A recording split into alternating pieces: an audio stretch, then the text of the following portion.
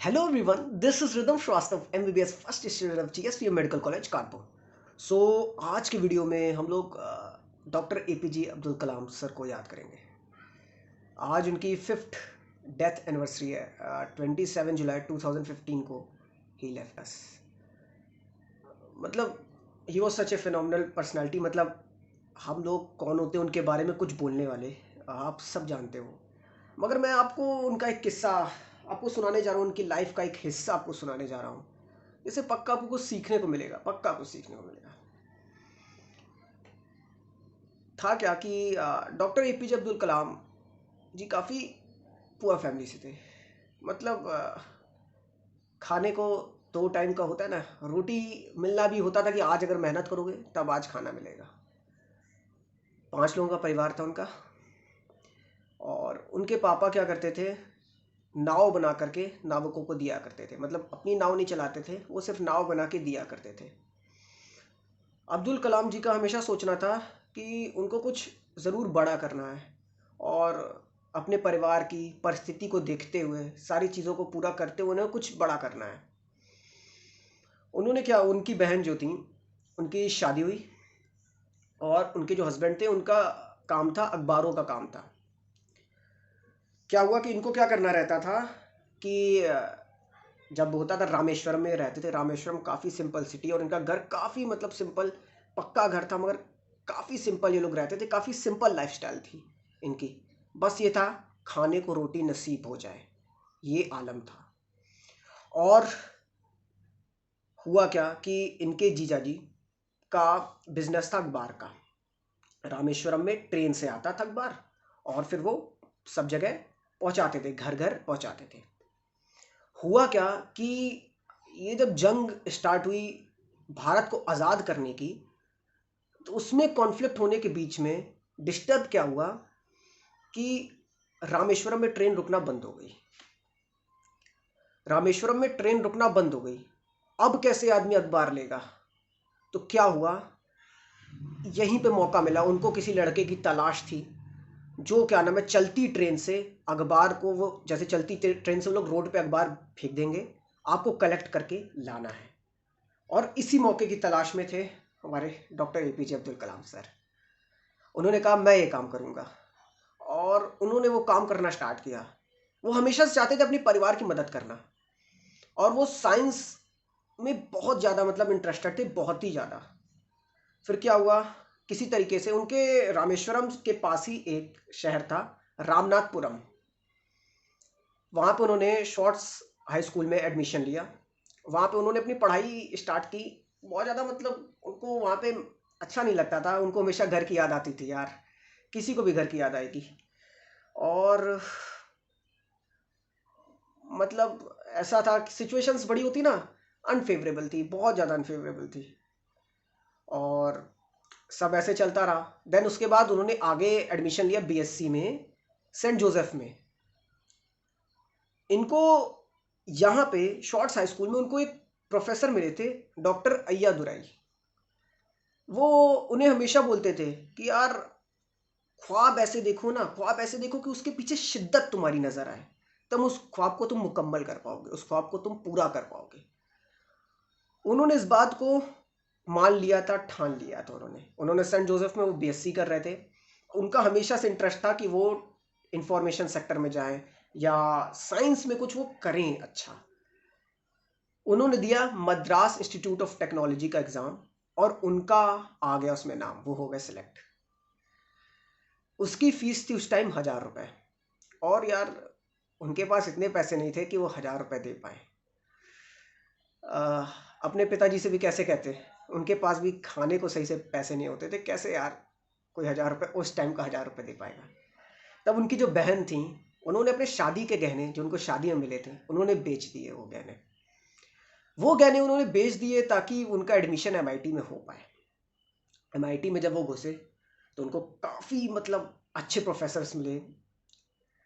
फिर हुआ क्या, जब वो सेकेंड ईयर में आए तो वहाँ पे क्या होता है, सेकेंड ईयर में you have to choose your some special branch या स्पेशल सब्जेक्ट कोई चूज़ करना पड़ता है। तो उन्होंने फ़ौरन से तुरंत से उन्होंने एरोनॉटिकल इंजीनियरिंग चूज़ की। फिर फर्दर वो ऐसे ही अच्छा करते गए। और फिर देन आगे फर्दर स्टडीज़ के लिए अमेरिका गए स्कॉलरशिप पे। फिर आगे वो ऐसे पढ़ते गए। अब आते डायरेक्ट उनके उस फेज पे जहां से उनकी लाइफ ने ऐसा टर्न लिया ना, आप लोग बोलते हो ना यार कि मतलब लाइफ में परेशानी है, उनकी लाइफ का फेज का टर्न देखो यार, लाइफ ने कैसा टर्न लिया। उनको डायरेक्टर बनाया गया। एक देखो इंडियन, ये स्वदेशी मिशन था, प्योरली स्वदेशी मिशन, मतलब इसमें सारी जो चीज़ें इन्वॉल्व थी दैट इज प्योरली इंडियन। मतलब हम लोग का जो प्रोजेक्ट था, इंडिया का प्रोजेक्ट था of launching polar satellite launch vehicle 3, PSLV-3। उसके डायरेक्टर असाइन किए गए अपने doctor APJ Abdul Kalam sir. हुआ क्या, बहुत उस टाइम का आप सोच सकते हो हजारों करोड़ों का प्रोजेक्ट था वो।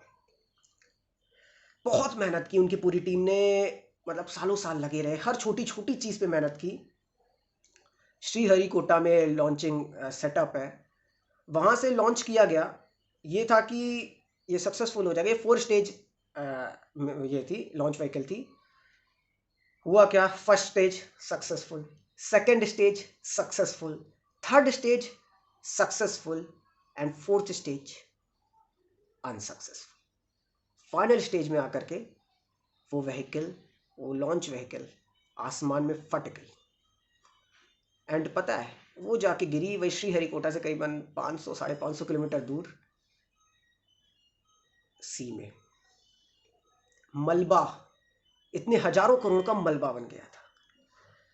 वो ये इंसिडेंट से बहुत ज़्यादा डिप्रेस्ड हो गए थे, बहुत ज़्यादा डिप्रेस्ड हो गए थे। बोलते ना यार, लाइफ में एक परेशानी आती है तो परेशानी आती जाती है। उसी फेज में ही लॉस्ट हिज डैड। पापा को खोने का गम था। उसके बाद क्या कहें, he lost his mom too. And यही नहीं, इतने में नहीं रुकी उनकी ज़िंदगी। उनके अपने जीजा जी जो उनको बहुत सपोर्ट करते थे, शमशुद्दीन जी, ही लॉस्ट हिम टू। मतलब एक करियर में आपका फेलियर हुआ हो, दुनिया आपका मजाक बना रही हो, क्योंकि आप इंडिया को रिप्रेजेंट कर रहे थे, दुनिया आपका मजाक बना रही हो, और सब कुछ खो दिया यार उन्होंने। दम से लगा ख़त्म यार ज़िंदगी, दम से ख़त्म। मगर आज वो डॉक्टर APJ अब्दुल कलाम हैं, मतलब जो आज बने, जिनका नाम है, जिनके बारे में लोग जिक्र कर रहे हैं। क्यों कर रहे हैं? क्योंकि वो लोगों से अलग थे ना, तभी उन्होंने हार नहीं मानी। उन्होंने इस प्रोजेक्ट को फिर से रिस्टार्ट करने की परमिशन ली।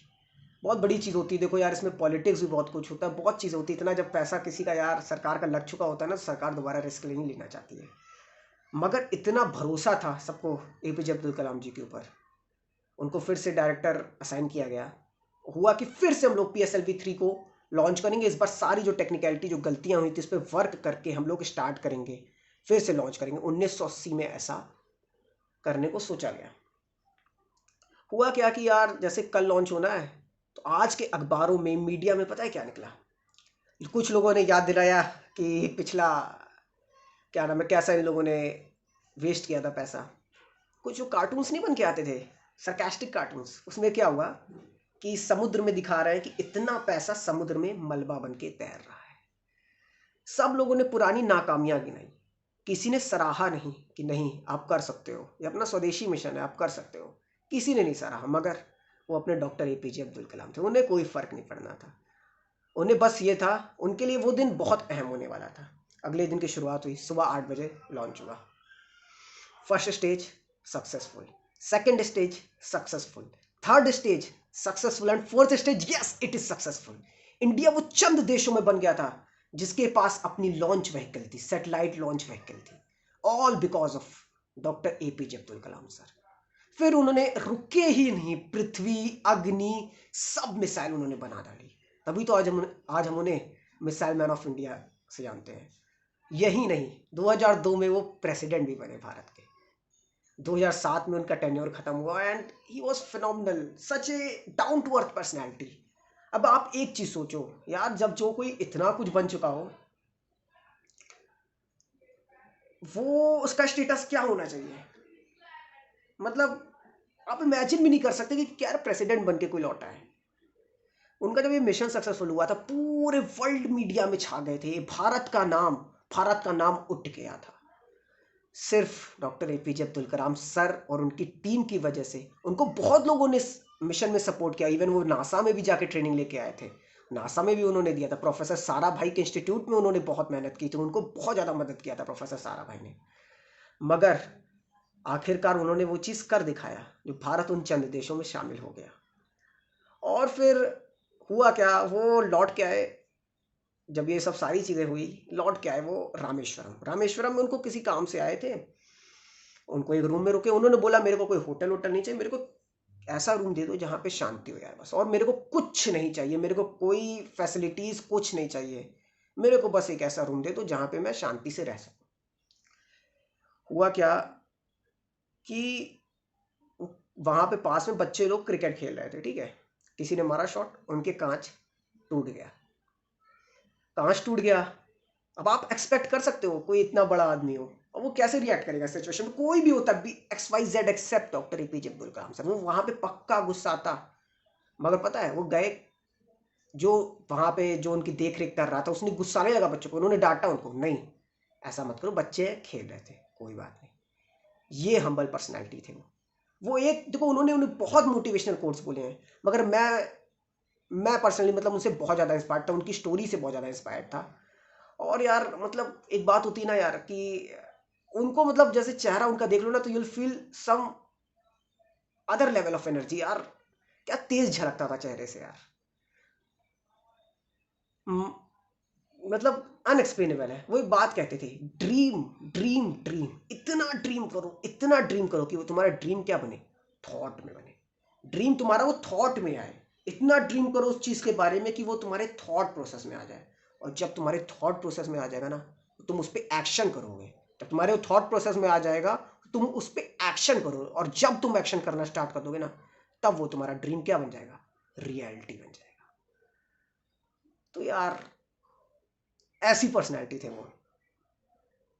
मैं हम पूरे भारतवर्ष के स्टूडेंट ही नहीं, वर्ल्ड में उन्हें स्टूडेंट्स मतलब एज एन आइडल मानते हैं। एंड मेरा आपको ये सब बताने का बस एक ही मकसद था कि ज़िंदगी में कुछ बड़ा करना है ना यार, तो रुकना नहीं है तुम्हें, बस मेहनत करते जाना है। वो ऐसे परिवार से थे, याद रखना, जहाँ पे खाने को रोटी सही से नहीं होती थी। आज कमाया नहीं तो खा नहीं पाएंगे, ये आलम था। आप लोग इससे तो अच्छी स्थिति में हो ना, तो भगवान को शुक्रिया अदा करो और मेहनत करो यार, इतना इतना मेहनत करो कि दुनिया भी तुम्हें याद रखे।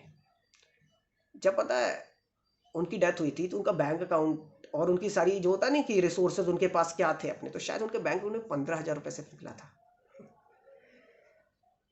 अब सोच सकते हो मतलब यार कोई इतना अच्छा कैसे हो सकता है। वो वो इंसान थे doctor APJ Abdul Kalam sir. आ, आप मतलब होता नहीं कि साइंस के जगत के भगवान थे सही में। एंड आप सभी को बस यही एक मैसेज देना था कि यार अच्छे से पढ़ो, अच्छे से रहो, अपने ड्रीम को अचीव करने में कभी किसी से पीछे मत हटो। चलो अगले वीडियो में मिलते हैं, बाय बाय, थैंक यू।